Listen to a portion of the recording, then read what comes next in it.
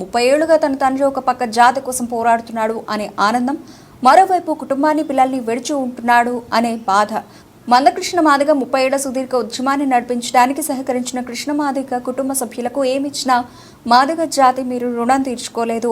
మీరు చేసిన ఈ త్యాగ ఫలితమే ఈరోజు కోట్ల మంది మాదిగల కుటుంబాల్లో వెలుగులు నింపడానికి కారణమైంది. ఉస్మానియా యూనివర్సిటీలో వర్గీకరణ విజయోత్సవ సంబరాల్లో భాగంగా గతాన్ని గుర్తు చేసుకుంటూ భావోద్వేగానికి గురైన మందకృష్ణ మాదిగ కుమార్తె. ఇప్పుడు ఎవరికి తెలియదు కదా, అప్పుడు స్టార్టింగ్ స్టేజ్ లో డాడీకి ఎక్కువ సహకారం కూడా లేదు.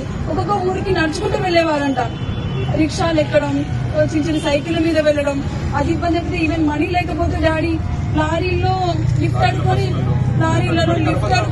కరపత్రాలు ఉద్యమం అంటే ఇది మనకు జరుగుతున్న అన్యాయం ఇది అనేసి అలా ఇప్పుడు అందరికీ తెలిసింది. Through the media everything 30 years మనకు అందరికీ అర్థమైంది. అప్పట్లో మీడియా అంతా ఏం లేదు, కరపత్రాలు పట్టుకొని ఒకరికొకరికి చెప్పుకుంటూ దేశం మొత్తం తెలిసిపోయేలా చేస్తుంటే ఆ పర్సన్ ఎంత కష్టపడ్డారో అది మీరు ఊహించి